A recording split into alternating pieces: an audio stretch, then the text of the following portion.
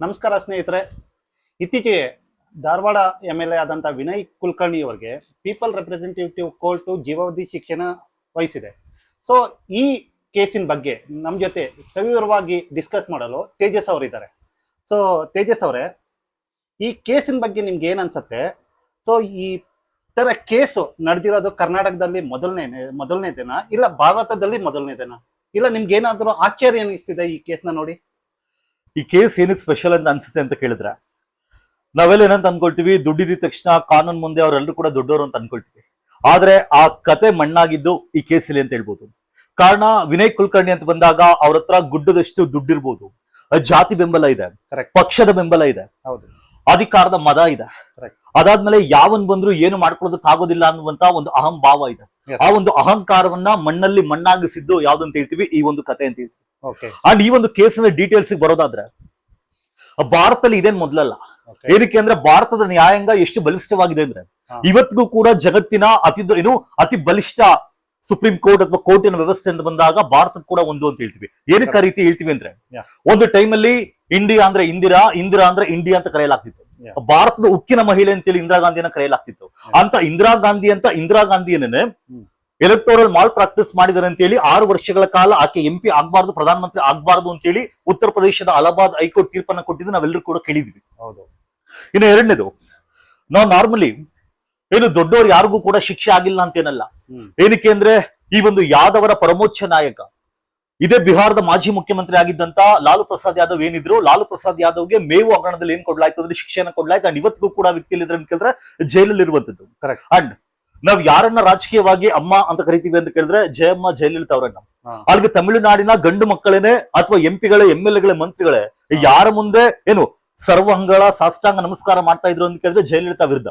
ಅಂತ ಜಯಲಲಿತಾ ವಿರುದ್ಧವೇ ಅವ್ರಿಗೆ ಕೇಸನ್ನ ಫೈಲ್ ಮಾಡ್ಲಾಗುತ್ತೆ.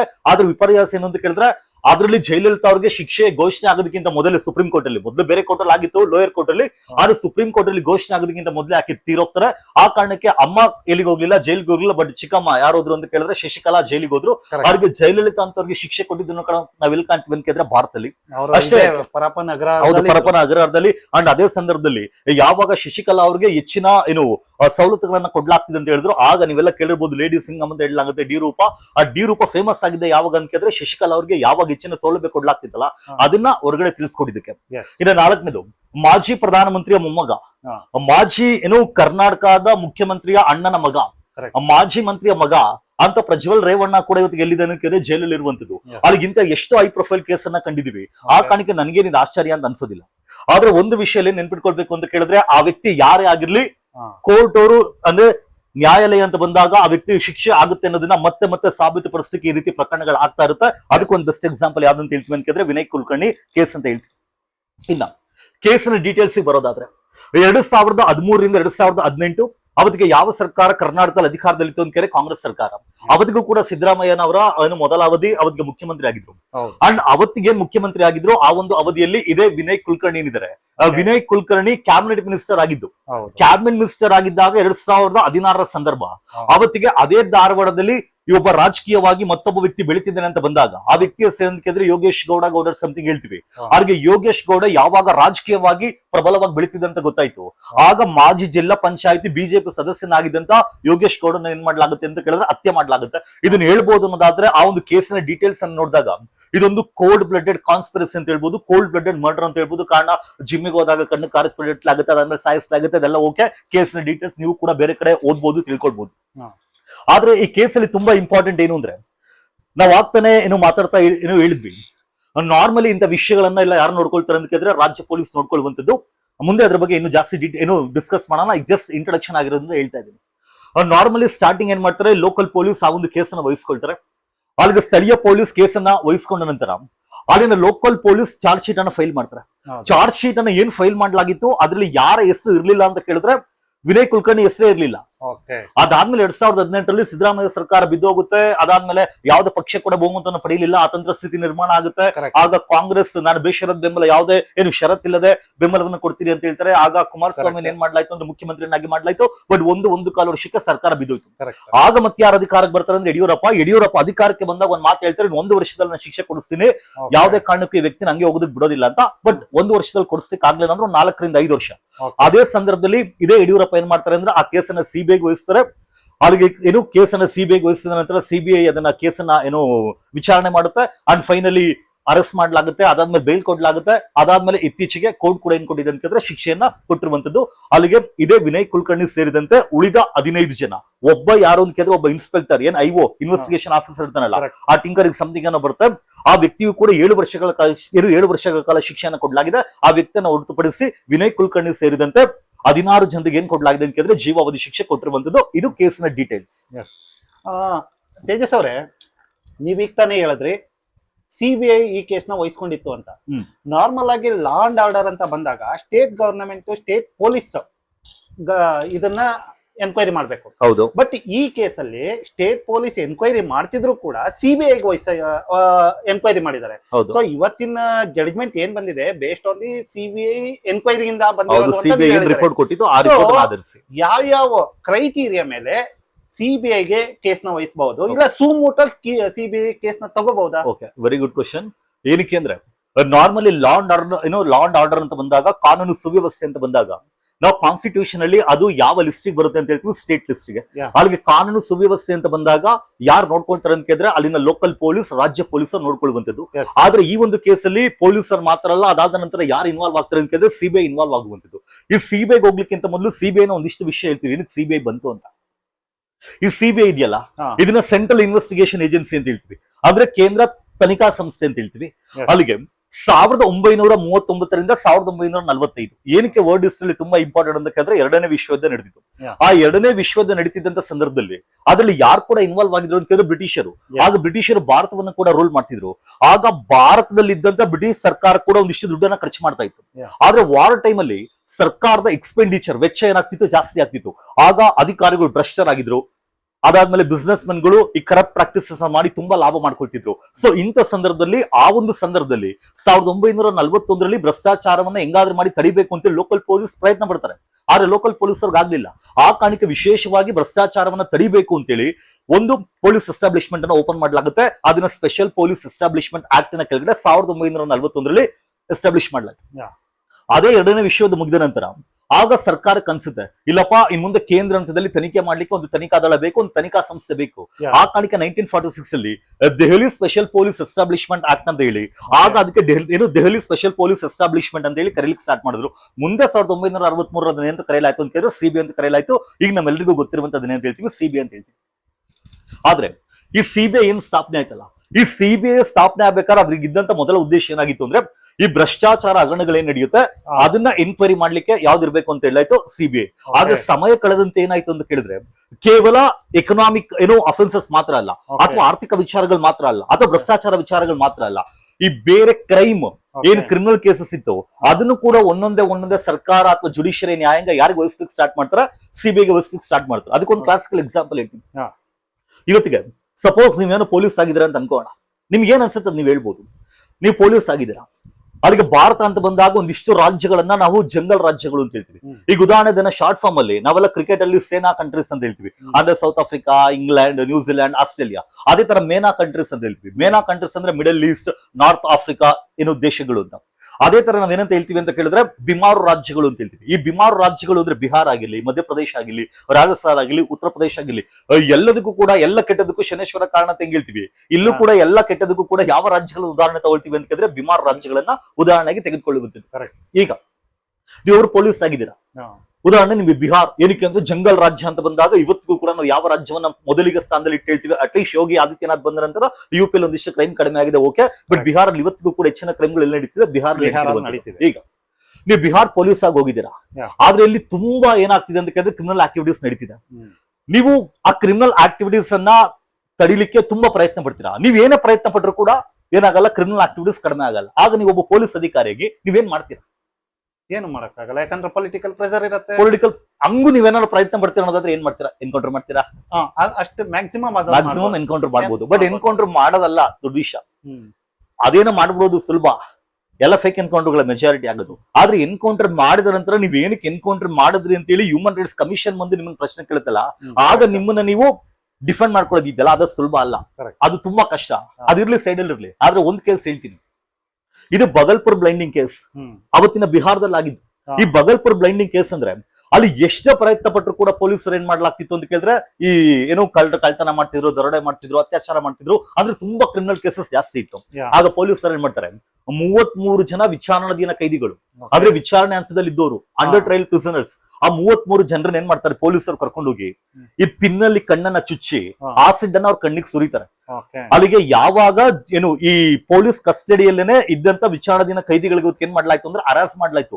ಅದಾದ್ಮೇಲೆ ಈ ವಿಷಯ ದೊಡ್ಡ ಮಟ್ಟದಲ್ಲಿ ಭಾರತಾದ್ಯಂತ ಸಂಚಲನ ಉಂಟು ಮಾಡುತ್ತೆ. ಆ ಕಾರಣಕ್ಕೆ ಈ ಒಂದು ಕೇಸನ್ನ ಭೇದಿಸಬೇಕು ಅಂತೇಳಿ ಯಾರಿಗೆ ವಹಿಸಲಾಯ್ತು ಅಂತ ಕೇಳಿದ್ರೆ ಸಿಬಿಐಗೆ. Correct. ಅದಾದ್ಮೇಲೆ 1985 ಟೈಮಲ್ಲಿ ಭಾರತದಲ್ಲಿ ಅನಿಲ ಗ್ಯಾಸ್ ದುರಂತ ಅಂತ ಹೇಳ್ತೀವಿ, ಈ ಮೀಥೈಲ್ ಐಸೋಸೈನೈಡ್ ಲೀಕ್ ಆಗುತ್ತೆ, ಭೋಪಾಲ್ ಗ್ಯಾಸ್ ಟ್ರಾಜಿಡಿ ಅಂತ ಹೇಳ್ತೀವಿ. ಅಂಡ್ ಆ ಒಂದು ಗ್ಯಾಸ್ ಟ್ರಾಜಿಡಿಯನ್ನು ಕೂಡ ಯಾವ್ದು ವಹಿಸಲಾಯ್ತು ಅಂತ ಕೇಳಿದ್ರೆ ಸಿಬಿಐಗೆ. ಅಂದ್ರೆ ಸಮಯ ಕಳೆದಂತೆ ಕೇವಲ ಭ್ರಷ್ಟಾಚಾರ ಹಗರಣಗಳು ಮಾತ್ರ ಅಲ್ಲ, ಬೇರೆ ಕ್ರಿಮಿನಲ್ ಕೇಸಸ್ ಅನ್ನು ಕೂಡ ಯಾರಿಗೆ ವಹಿಸಲಿಕ್ಕೆ ಸ್ಟಾರ್ಟ್ ಮಾಡ್ತಾರೆ, ಸಿಬಿಐಗೆ. ಸೊ ಫೈನಲಿ 1987ರಲ್ಲಿ ಇದೇ ಸಿಬಿಐ ಎರಡು ಡಿವಿಷನ್ ಗಳನ್ನಾಗಿ ಡಿವೈಡ್ ಮಾಡಲಾಗುತ್ತೆ. ಒಂದು ಏನು ಕರಪ್ಷನ್ ಡಿವಿಷನ್, ಅಂದ್ರೆ aunty corruption division, corruption division ಅಲ್ಲ ಆಂಟಿ ಕರಪ್ಷನ್ ಡಿವಿಷನ್. ಇನ್ನೊಂದು ಯಾವ್ದು ಅಂತ ಕೇಳಿದ್ರೆ ಈ ಕ್ರೈಮಿಗೆ ಸಂಬಂಧಪಟ್ಟಿರುವಂತ ಡಿವಿಷನ್, ಅಲ್ಲಿಗೆ ಒಂದು ಭ್ರಷ್ಟಾಚಾರದ ಕೇಸ್ಗಳನ್ನ ನೋಡ್ಕೊಳ್ಳುವಂಥದ್ದು, ಇನ್ನೊಂದು ಯಾವ್ದು ಅಂದ್ರೆ ಈ ಕ್ರಿಮಿನಲ್ ಕೇಸ್ ನೋಡ್ಕೊಳ್ಳುವಂಥದ್ದು. ಇನ್ನೊಂದೇನು ಅಂದ್ರೆ ನೀವ್ ಇನ್ನೊಂದು ಕ್ವಶನ್ ಕೇಳಿದ್ರಿ, ಸುಮೋಟೋ. ನಾವಿಲ್ಲಿ ಸುಮೋಟೋ ಅಂದ್ರೆ ಸ್ವಯಂ ಪ್ರೇರಿತವಾಗಿ ಕೇಸನ್ನ ದಾಖಲ್ ಮಾಡ್ಕೊಳ್ಬಹುದಾ ಇಲ್ವಾ ಅಂತ. ಹೌದು, ದಾಖಲ್ ಮಾಡ್ಕೊಳ್ಬಹುದು. ಆದ್ರೆ ಎಲ್ಲ ಕೇಸಲ್ಲಿ ಸ್ವಯಂ ಏನು ಅವರ ಸುಮೋಟೋ ಕೇಸನ್ನ ದಾಖಲು ಮಾಡ್ಕೊಳ್ಳಿಕ್ ಆಗಲ್ಲ. ಪ್ರಿವೆನ್ಷನ್ ಆಫ್ ಕರಪ್ಷನ್ ಆಕ್ಟ್ 1988, ಭ್ರಷ್ಟಾಚಾರ ತಡೆ ಕಾಯ್ದೆ 1988ರಲ್ಲಿ ಏನ್ ತರಲಾಯ್ತು, ಅದ್ರ ಕೆಳಗಡೆ ಕೇಂದ್ರ ಸರ್ಕಾರದ ಕೆಳಗಡೆ ಯಾರೆಲ್ಲ ಸರ್ಕಾರಿ ಅಧಿಕಾರಿಗಳು ಕೆಲಸ ಮಾಡ್ತಾರೆ, ಅವ್ರು ಏನಾದ್ರು ಭ್ರಷ್ಟಾಚಾರದಲ್ಲಿ ಇನ್ವಾಲ್ವ್ ಆಗಿದ್ದಾರೆ ಅಂತ ಅನ್ನಿಸಿದಾಗ, ಬೇರೆ ಯಾರಾದ್ರೂ ಕಂಪ್ಲೇಂಟ್ ಕೊಟ್ಟಾಗ, ಆ ರೀತಿ ಅನ್ನಿಸಿದಾಗ, ಆಗ ಅದನ್ನ ಸ್ವಯಂ ಪ್ರೇರಿತವಾಗಿ ಯಾರ ಕೇಸನ್ನ ದಾಖಲು ಮಾಡ್ಕೊಳ್ಬಹುದು, ಸಿಬಿಐ ಕೇಸನ್ನ ದಾಖಲು ಮಾಡ್ಕೊಳ್ಬಹುದು. ಆದ್ರೆ ಅದನ್ನ ಬಿಟ್ಟು ಬೇರೆ ಯಾವೆಲ್ಲ ಕೇಸಸ್ ಅನ್ನ ಸಿಬಿಐಗೆ ವಹಿಸಲಾಗುತ್ತೆ ಅಂತ ಕೇಳಿದ್ರೆ, ಉದಾಹರಣೆ ಕೇಂದ್ರ ಸರ್ಕಾರ ಯಾವ ಕೇಸಲ್ಲಿ ವಿಚಾರಣೆ ಮಾಡು ಅಂತ ಹೇಳುತ್ತೆ, ಅದನ್ನ ಯಾರು ವಿಚಾರಣೆ ಮಾಡಬೇಕು, ಸಿಬಿಐ. ಒಂದು ಭ್ರಷ್ಟಾಚಾರ ತಡೆ ಕಾಯ್ದೆ ಕೆಳಗಡೆ ಯಾರು ಭ್ರಷ್ಟಾಚಾರ ಮಾಡಿದರೆ ಆ ಕೇಸನ್ನು ನೋಡ್ಕೊಳ್ಬಹುದು. ಇನ್ನೊಂದು ಬೇರೆ ಯಾವ್ದನ್ನ ಕ್ರಿಮಿನಲ್ ಕೇಸ್ ಅನ್ನು ನೋಡ್ಕೊಳ್ಬೇಕು ಅಥವಾ ಏನು ವಿಚಾರಣೆ ಮಾಡಬೇಕು ಅಂತ ಬಂದಾಗ ಕೇಂದ್ರ ಸರ್ಕಾರ ಹೇಳ್ಬೇಕು. ಅದನ್ನ ಬಿಟ್ಟು ಸರ್ ರಾಜ್ಯಗಳಿಗೆ ಸಂಬಂಧಪಟ್ಟ ಏನು ಪಟ್ಟಂತೆ ಯಾವ್ದನ್ನ ಕೇಸನ್ನು ವಿಚಾರಣೆ ಮಾಡ್ಬೋದು, ಆದ್ರೆ ಸ್ವಯಂ ಪ್ರೇರಿತವಾಗಿ ಮಾಡ್ಲಿಕ್ಕೆ ಆಗಲ್ಲ.